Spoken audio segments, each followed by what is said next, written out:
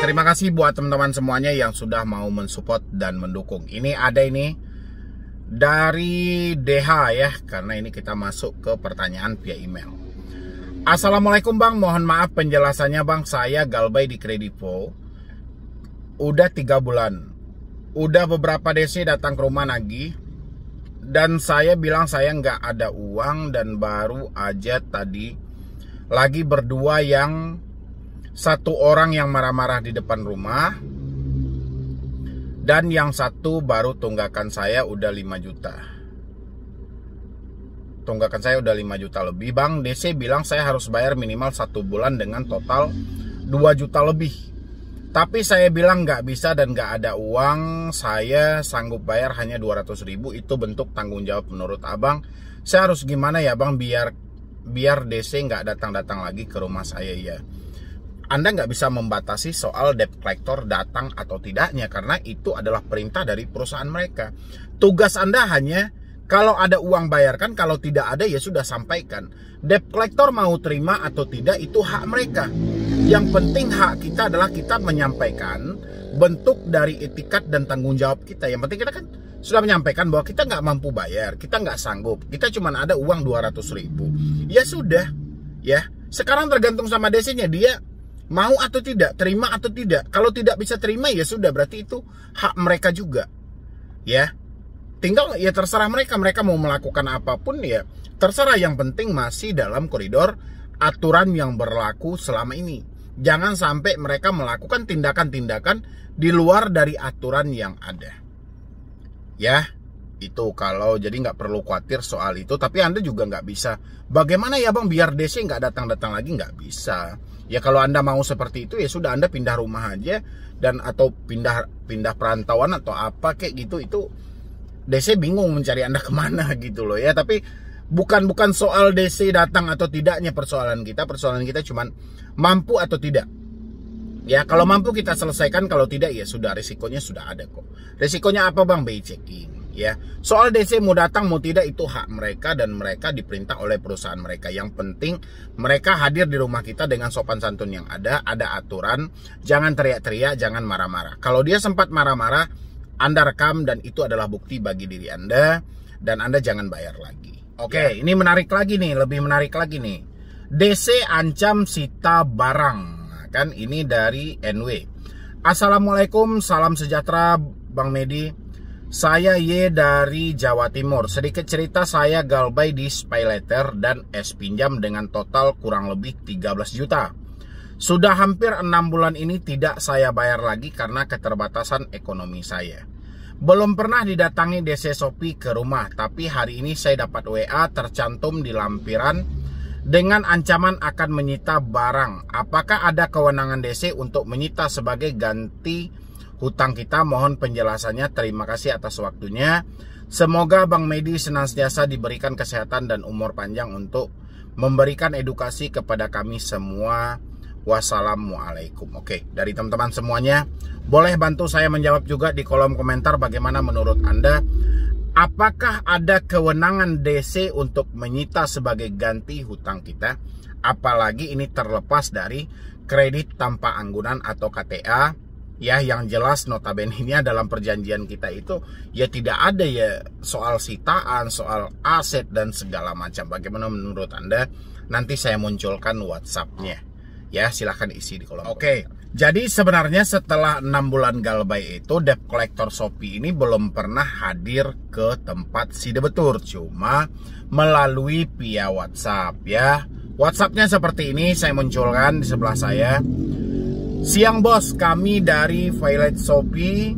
Sehubung dengan ketidakkooperatifan dan itikat buruk Anda di Shopee, dengan ini atas nama Pras Sulistyo, ID sekian-sekian, nama Joni Kaludi Bare ya, akan berkunjung dan menagih ke rumah saudara pada tanggal 18 Mei 2023. Dengan datangnya kami tidak ada keringanan atau potongan dan harus dibayar dengan lunas. Semua berkas ada Anda saya buat per hari ini untuk laporan ke RT atau RW, lurah dan ormas daerah sesuai KTP untuk koordinasi. Note, apabila tidak ada uang sama sekali, saya berhak mengambil barang-barang Anda seperti 1. Unit kendaraan pribadi, 2. BPKB dan STNK kendaraan pribadi, 3. Surat tanah, 4. Barang-barang pribadi seperti HP, TV, dan lain-lain.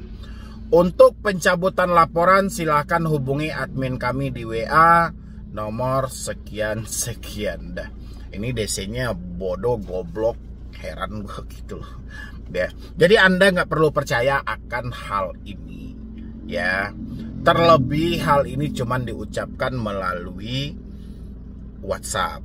Ya, walaupun mereka hadir ke tempat Anda, terlepas dari hal itu, debt collector yang hadir ke rumah itu adalah berdasarkan surat kuasa dari sebuah perusahaan mereka.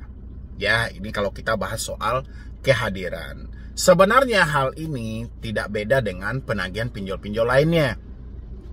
Mereka lebih meyakinkan Anda. Pertama, ada beberapa kata-kata yang sengaja mereka sematkan di sini. Pertama, Anda saya buat per hari ini untuk laporan ke RT atau RW, lurah dan ormas daerah sesuai KTP untuk koordinasi.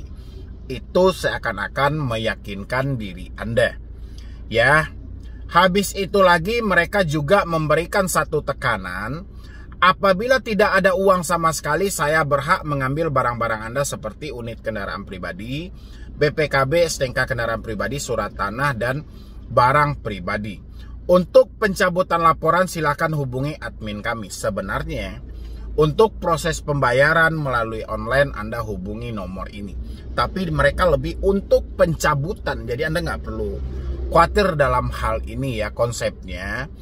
Hutang piutang apalagi kredit tanpa anggunan tidak bisa semerta-merta dilakukan penarikan aset kecuali dalam dasar atau dalam konteks keputusan pengadilan tetap.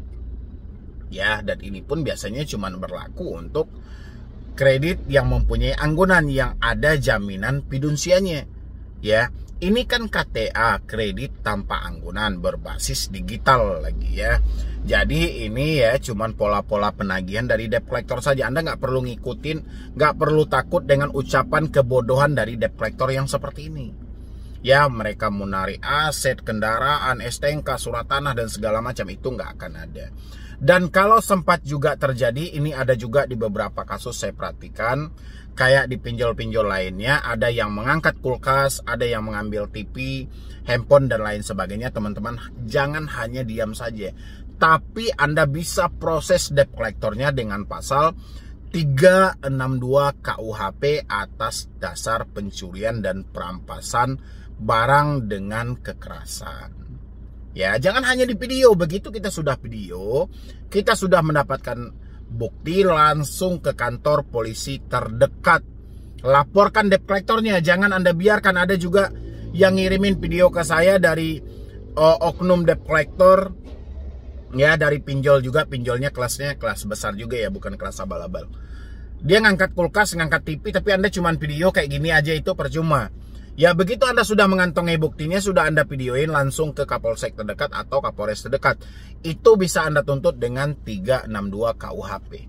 Ya, tentang pasal pencurian. Ya, dan dengan kekerasan atau ancaman kekerasan, maka bisa dijerat dengan pasal 365 ayat 1 KUHP. Jadi 362 bisa, 365 bisa.